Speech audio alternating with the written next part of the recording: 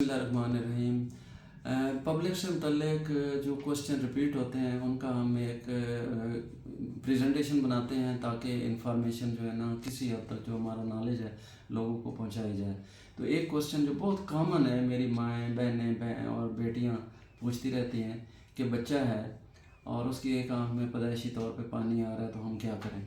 तो इसका मैं कई दफ़ा और भी इस पे प्रेजेंटेशंस हैं। तो एक आंख में अगर पानी आ रहा है, पहली बात तो ये है कि वो आँख छोटी नहीं होती, यानी जो पानी आ रहा है वो आँख को धोने के लिए, ना कि वो आँख से खारिज होकर आँख को छोटा कर रहा है। ये कंसेप्ट जो है वो अपने दिमाग में बिठा लें कि जो पानी आँख से बह रहा है उससे आँख छोटी नहीं हो जाती। आँख में जो पानी बह रहा है वो आँख को धो रहा है, उसके लिए ज़रूरी है, कार्निया को वेट करना ज़रूरी है, कार्निया की एनर्जी के लिए ज़रूरी है। उसके बाद उसने अपना एक रास्ता बना हुआ है, तो इधर दो पंक्टाई हैं, उससे जाके नेज़ोलैक्रिमल डक्ट से होकर नाक में चला जाता है। अब बचपन में जो पानी आ रहा है, बड़ों में और वजह होती है, बचपन में जो आ रहा है उसकी नेज़ोलैक्रिमल डक्ट का ब्लॉक होता है। तो उसके लिए मैं हमेशा ये बताता हूँ, बुक्स में लिखा हुआ है, ये कॉमन चीज़ है कि ये वाला एरिया इसको प्रेस करना है दिन में 40 दफ़ा, यानी ये स्ट्रोक 1, ये स्ट्रोक 2, ये स्ट्रोक 3, यानी आप 10 टाइम्स सुबह, फिर दोपहर, फिर शाम और रात, यानी ये 40 दफ़ा हो जाएगा। आप इसको प्रेस करें और कोई एंटीबायोटिक ड्रॉप भी दे दें। उसकी जस्टिफिकेशन ड्रॉप की ये है कि वो डालने से जो उसके अंदर मवाद इकट्ठा हो गया है, पानी गदला हो गया है, जो उधर इकट्ठा हुआ था वो ज़रा साफ़ हो जाएगा। लेकिन उसको खोलने का जो मुझे बनता है, ये प्रेस करना ही बनता है। तो आप किसी ऑप्थेल्मोलॉजिस्ट से ये समझ लें, अगर ये यूट्यूब में अच्छा नहीं आ रहा तो वो उसके बाद ये प्रेस करते रहें और ये 1 साल तक ये अमल जारी रहेगा। उसके बाद ये जो नस जो बन रही होती है ड्यूरिंग जो उसकी डेवलपमेंट में पैदाइश के बाद, तो 1 साल की एज तक ये 99% इस मैनूवर से ठीक हो जाती है। इसके अलावा और कोई चीज़ें नहीं डालनी। आप देखें ना, इस नस को खोलने के लिए हम तेज़ाब या अलकली तो डालने से रहे, तो ये एंटीबायोटिक ही डालने और ये जो है ना ये प्रेस करना, ये वर्जिश करनी है, ये 2 अमल करने हैं। इससे बच्चों की नज़र 90 पानी बहना ठीक हो जाएगा। अगर नहीं ठीक हुआ तो 1 साल के बाद फिर डिले नहीं करना, 1 साल के फ़ौरन बाद, यानी 11वें या 12वें महीने आ जाना है। वो आंखों वाला जो स्पेशलिस्ट है डॉक्टर, वो उसमें सिलाई फेरेगा और वो रास्ता खोल देगा। अब इसके मोर देन 90% सक्सेस के चांसेस हैं, ये ठीक हो जाएगा।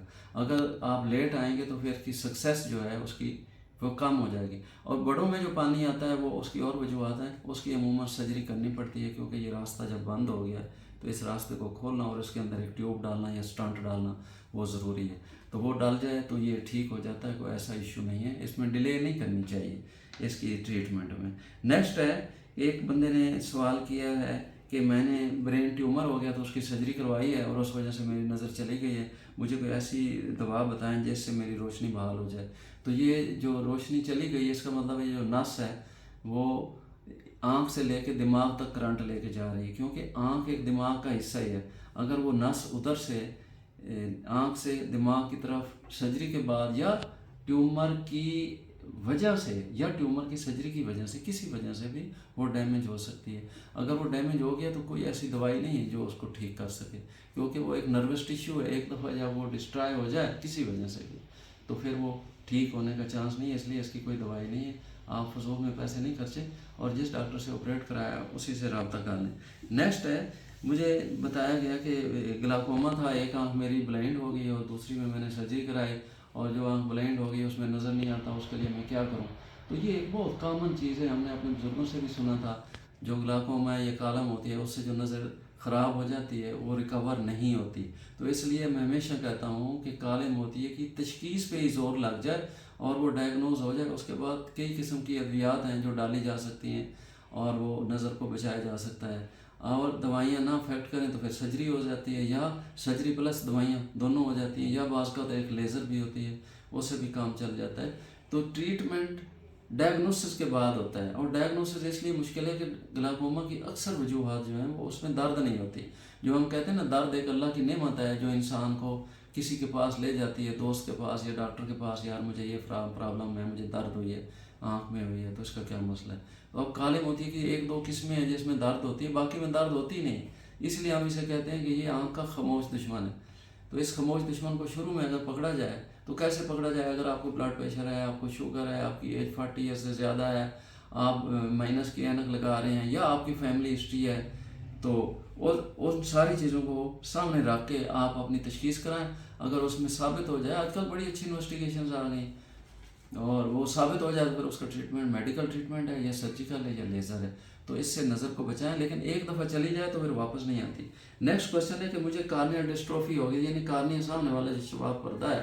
تو ڈسٹروفی یہ ہوتی ہے کہ پین لیس ہوتی ہے، دونوں آنکھوں میں ہوتی ہے، اور وہ ایک قسم کی اس پیشنٹ کی جینیٹکس میں آ رہی ہوتی ہے اور وہ رہتی ہے.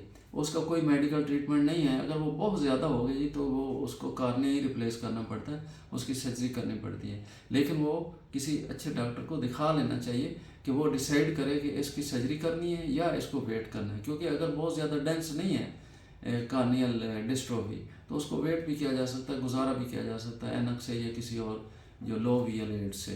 تو سرجری کی طرف فوراً نہیں دوڑنا چاہیے. سرجری اس وقت کروانی ہوتی ہے جب سرجری کی انڈیکیشن ہو.